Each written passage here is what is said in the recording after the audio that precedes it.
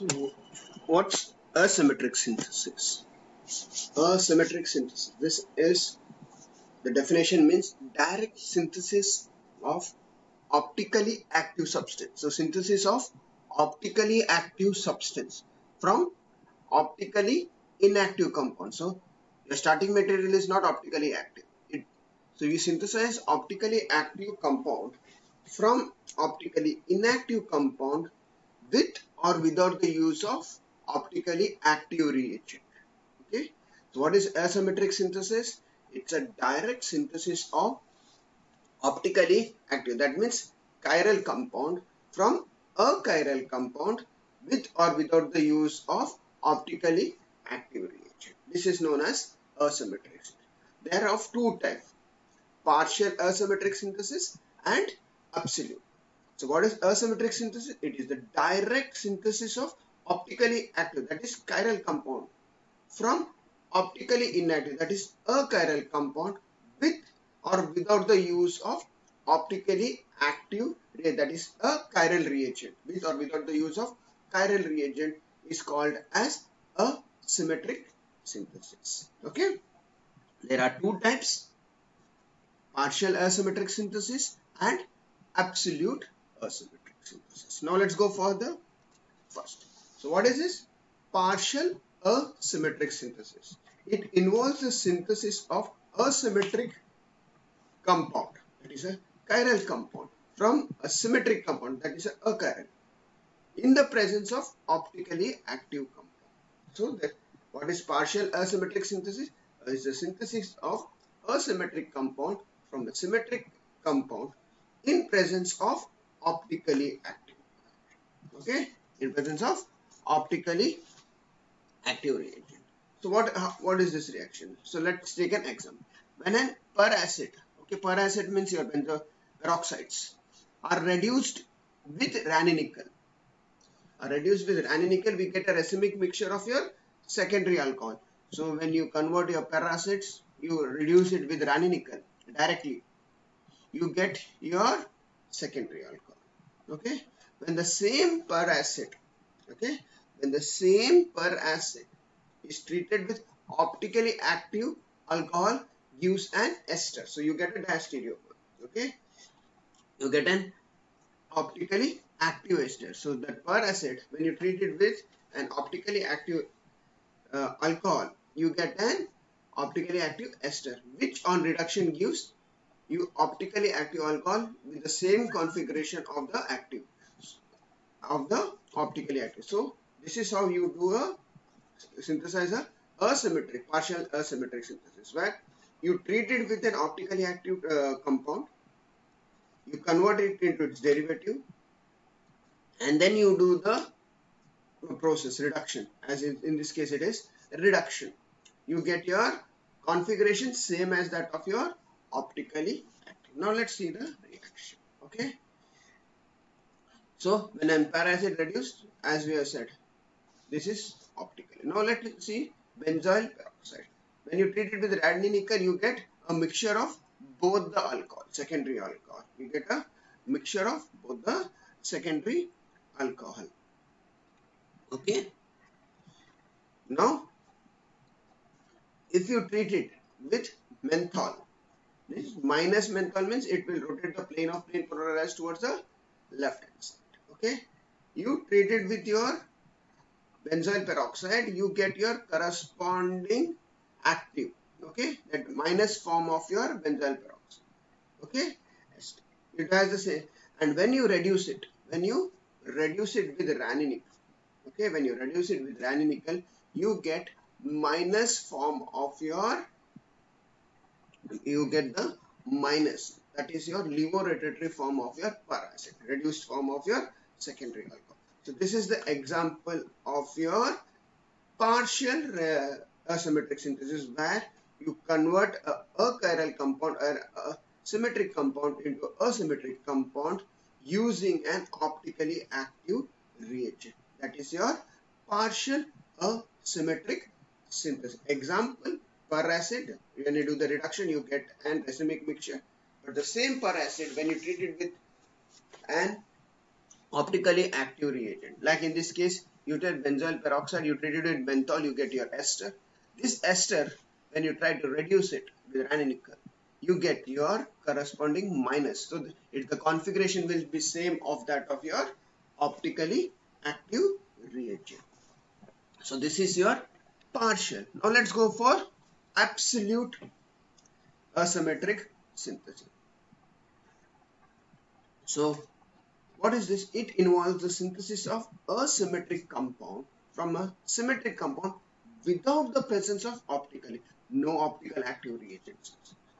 Direct synthesis of your asymmetric compound from a symmetric compound, that is a chiral compound from a chiral without the presence of an optically active reagent. That is known as absolute asymmetric synthesis.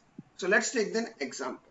Okay, in this synthesis that is carried out in the presence of a circle. You use any physical source, like in this case it is done in the presence of circulatory polarized light. Okay, no reagent, but in the polarized circulatory product. So you take an example of 2,4,6 trinitro-stilbene.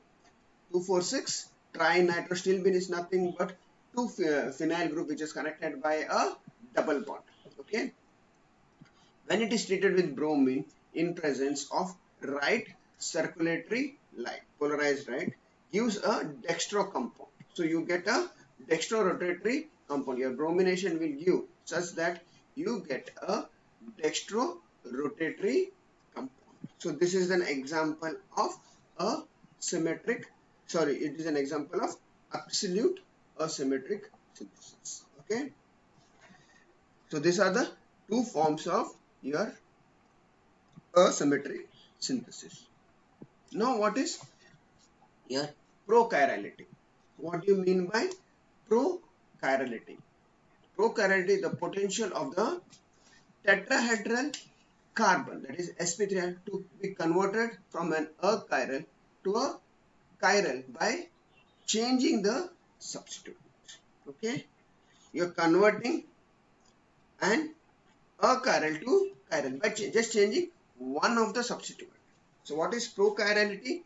It is the potential of the tetrahedral carbon to be converted from achiral to chiral by changing one of the substituent. It is known as prochirality. Take an example. Okay, enzymes are able to differentiate between the two forms. Okay, blue and the red hydrogen. They can know the configuration because of this. Ethanol molecule fits into the enzymes binding to a particular orientation. Okay, to a particular. For example, the methyl groups bind to the left hand side of the pocket, and the hydroxyl group always binds to the right hand. So the methyl and OH will be always in the right and left. Now you see now how to change. So you change one of the hydrogen by deuterium. That is your one of the hydrogen in your stereogenic center is changed.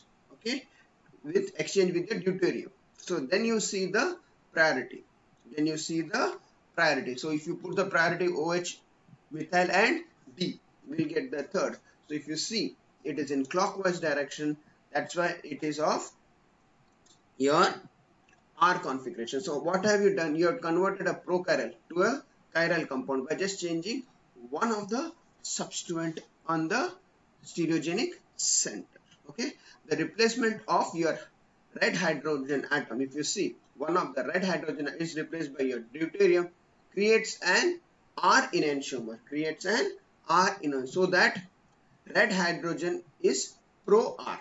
Okay, it's called pro R, means when you replace your red hydrogen with a deuterium, it gets converted into an R configuration. And when you follow blue, it is called as S configuration because it goes to the back. Your hydrogen goes to the back. So it will be an S configuration. That's why it is called pro S. So it's not only on hydrogen. So prochirality is not seen only in hydrogens. Okay, there are methyl groups and the carboxylic acid groups have prochirality. Okay, have got prochirality. So methyl group, if you just change it, the configuration, so if it is in the front, it is pro R.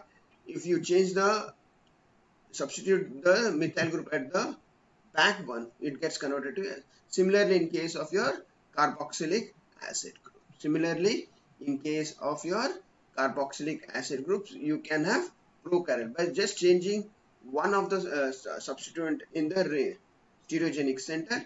You can convert it into pro-arm or a pro-S, that is your chiral compound. This is how you can say. So if somebody tells what is pro-R or pro-S, means you are converting a chiral compound into a chiral by just changing one of the substituent at the stereogenic center. So if the rotation is on the R side, it is in the clockwise direction, it is known as pro R, and if the configuration is in the exactly opposite direction, okay, when you change another one, it is known as pro S. So we can change any of the depending, you have to just locate the stereogenic center. If the groups are same, then you have to change one of the group, okay, substituent in the group, and you can come to know the stereogenicity of your compound, the prochirality of your compound. Okay, now in case of carbonyl group, like ketones are flat trigonal structures. Okay, therefore they have two faces. They have got two faces. One is your re face and other is your psi face. The face looking towards you is known as your re face, and the face looking away from you, okay, is the S face. Okay, when you look, if it is in a clockwise direction, if the priority is in the clockwise direction, okay, then it is known as re face. When the and if the if the rotation, if the priority is in the anti-clockwise direction, always carbonyl first, then the second and the third. If it is in the clockwise direction, it is known as psi phase. Okay, it is known as psi phase. So this is how you can check for the prochirality of your carbonyl compound. Okay, they are written by your psi and re phase. Re means in clockwise, psi means it is in a anti-clockwise direction. So these are some of the terms which are used in prochiral. Okay, so enzymatic reaction attack from one side of the molecule and does create an enantiomer. So they will attack, so enzymes will attack from one end and the reaction can occur to give you a product. So this prochiral compounds get converted into a chiral compound. So these are some of the example of pro and re carbon, which is facing towards your. Now we have to see which are pro and which are. So sp3 hybridized carbon is prochiral if by changing one of its attachment atom results in a chiral center. So if you can change one of the carbon, then substituent on the carbon, and if it attains one, then it is called a prochiral compound. Atoms whose replacement lead to R chirality, R as configuration, are said to be pro-R. An atom whose leads to S chirality at the center is known as pro-S. It's known as pro-S. Okay, so this is about prochirality. Now let's see the example over here. Let's see the example over here.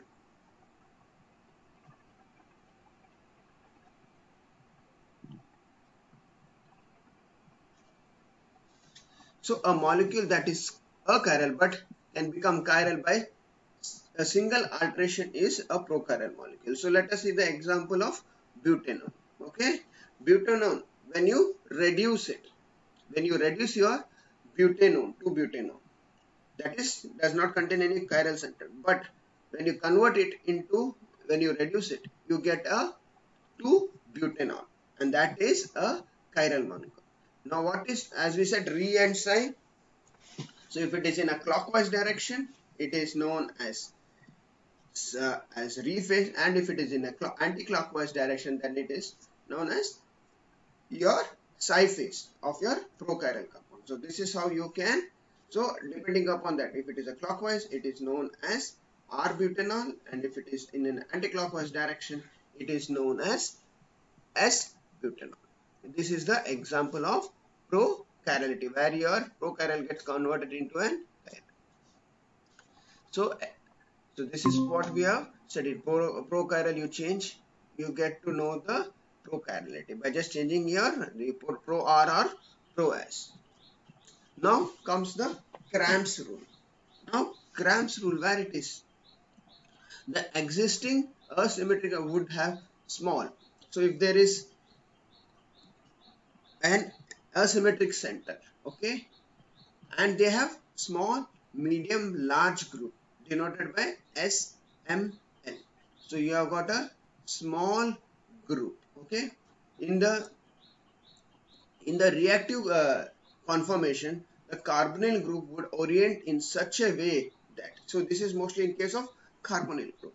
So the carbonyl group will orient itself in such a way that it comes in between your medium and small group. It comes in between your medium and small group, and the nucleophile that attacks the carbonyl group will prefer to attack from the side of small group, resulting in a predominant formation of one diastereomer in the product. So if there is one stereogenic center and there are three groups, and there is a carbonyl group which is attached to that particular compound, the nucleophile will attack from the side. The nucleophile will attack from the side predominantly through the small substituent. Like let us see over here. There is your aldehyde, okay, which has contained a phenyl, methyl, and hydrogen on the other carbon.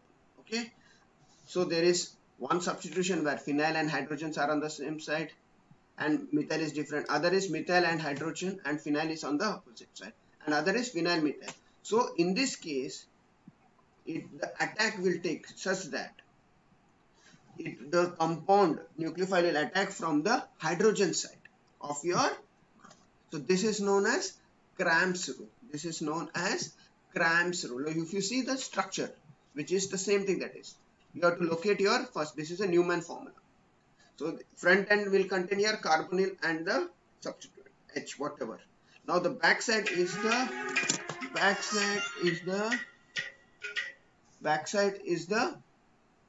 your chiral compound, which contains three substituents. Okay, large, medium, and small. Large, medium, and all. They will be in a eclipsed form.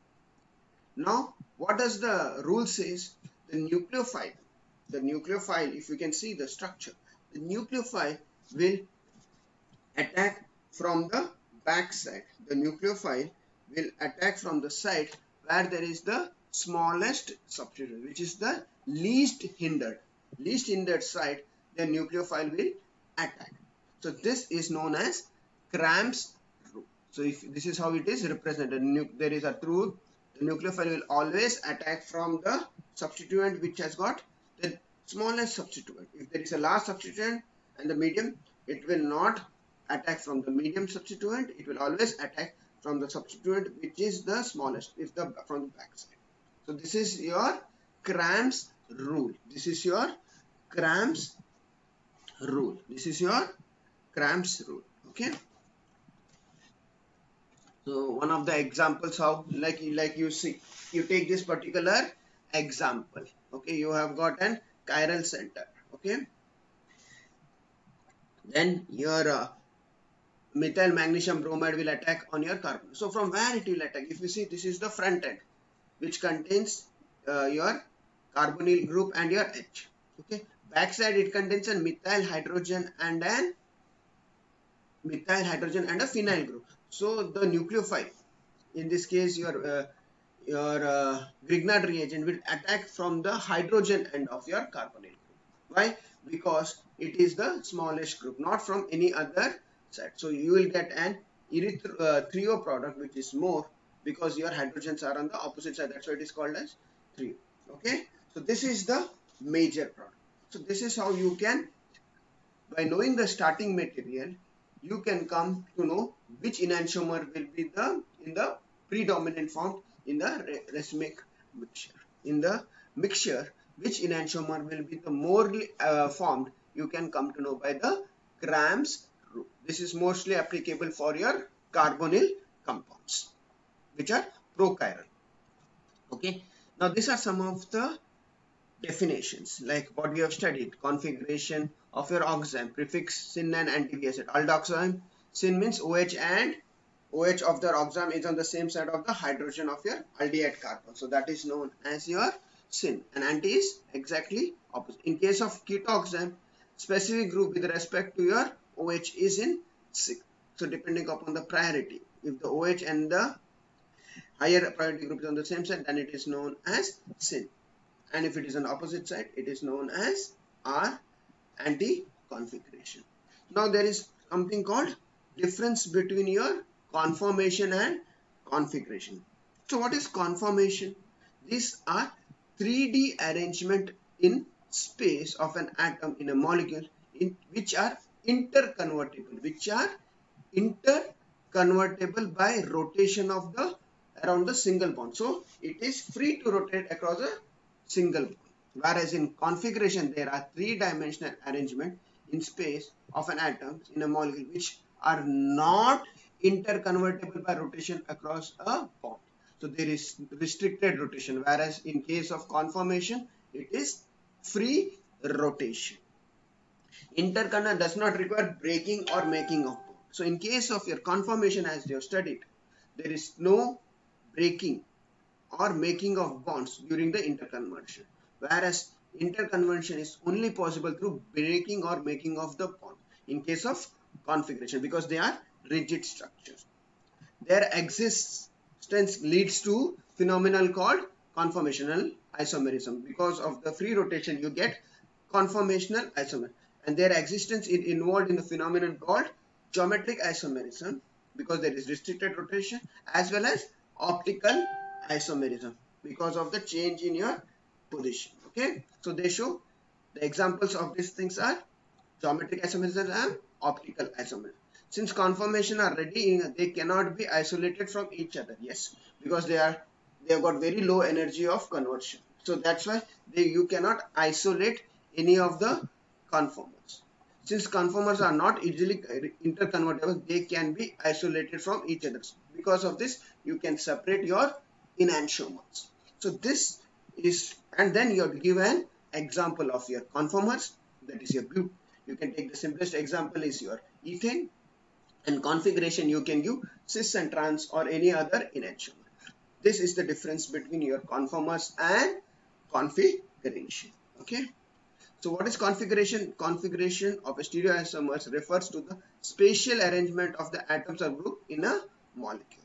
Relative configuration is with a known other chiral compound, we try to relate it. Okay, absolute means it describes the exact spatial arrangement of atoms or group independent of other molecule. It is of that particular atom, particular group. These are some of the definition of polarized or optical. So what is optical activity? Optical activity refers to the rotation of plane polarized light by a chiral compound. So what is optical activity? Optical activity refers to the rotation of plane polarized light by a chiral molecule. And at molecular level, one enantiomers rotate the plane polarized lights to the same magnitude but in opposite direction of its mirror image compound. If the concentration is same and the path length is equal, so the two enantiomers will rotate the plane polarized light in equal but in opposite direction. The compound that rotates the plane polarized light in the right hand side or the clockwise direction is known as dextrorotatory, and it is labeled as D or a plus in bracket. A compound that rotates the plane of polarized light to the left or in a counterclockwise direction, it is known as levorotatory, and it is labeled by L or minus. The direction of the rotation cannot be determined from the structure of the, but it is determined only experimentally through your polarimeter. You can confirm your dextro and levo-rotative functionality of your optically active compound only by reading in your polarimeter, not by the structure. You will not come to know whether it is dextro or levo-rotatory. Now your prediction of the number of stereoisomers, so that you have studied, and of mesocompounds. So it depends upon the number of chirality center and whether the chirality are same, similar or dissimilar. So for a molecule having dissimilar chiral center means both the chiral centers contains different groups. That is known as dissimilar chirality. So the number of optical isomers that are formed is 2 raised to n. Number of mesocompounds formed is 0 because the groups are different. So for molecules having similar chirality center means the groups are similar. So these molecules are of two types. The molecules having even number of chiral centers and molecules with having odd number of chiral centers. So there is a formula for calculating if the groups are similar and if it contains odd and even. There is a formula for calculating the number of stereoisomers that can be formed. For a molecules having even number of chiral centers. So for a molecule having even number of chiral centers, number of optical isomers that are formed, that can be formed is 2 raised to n minus 1. 2 raised to n minus 1. And number of mesoforms that can be formed is 2 raised to n by 2 minus 1.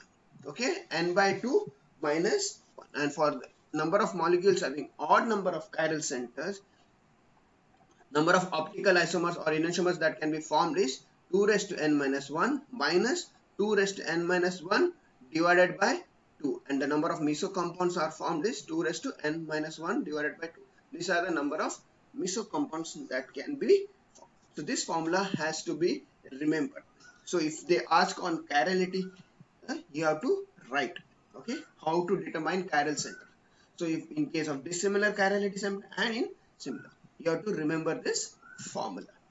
So this is an example where you can see the definition, how many mesocompounds and how many chiral compounds can be formed. Let us take an example of your tartaric acid.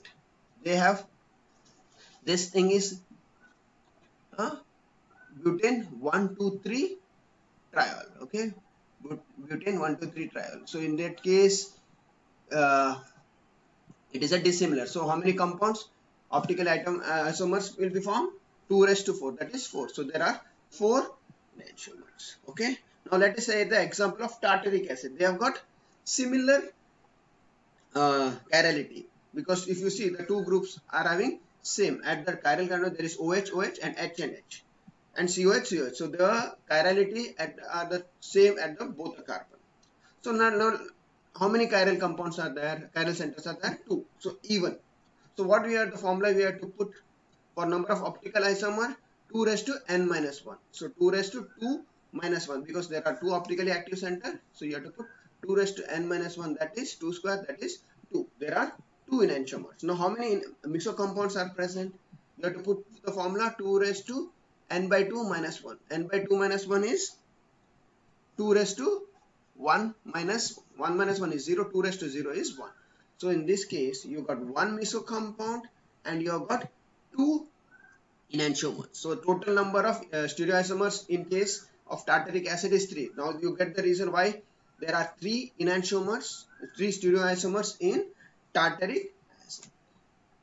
So now let us take an example of an odd stereogenic center. Odd stereogenic center means they have got 3. So in that you can take in presence of trihydroxyglutaric acid. So you have got 3 stereogenic center. You got 3 stereogenic center. So in one of the condition there will be a plane of symmetries, because they divide equally into 2 different parts. So now let us see the number of stereoisomers that can be formed. So number of optical isomers is given by n minus 1 by minus 2 raised to n minus 1 divided by 2. So 2 raised to 3 minus 1, that is 2 raised to 2 minus 2 raised to 2. 1 is equal to 4 minus 2 is equal to 2. So there will be 2 enantiomers. Now number of meso compounds. Number of meso compounds that can be formed. Okay. So there will be 2 raised to n minus 1 divided by 2, that is 2 raised to 1, that is 2 raised to 1, that is equal to 2. So number of meso compounds that will be formed is 2. So total number of stereoisomers that will be formed is 2 plus 2, that is equal to 4. That is equal to 4. Okay, or 3 minus 1, that is, so n minus 1 is equal to, so there will be 4 stereoisomers that can be formed. Okay, so these are some of the important things that have to be studied and known. Okay.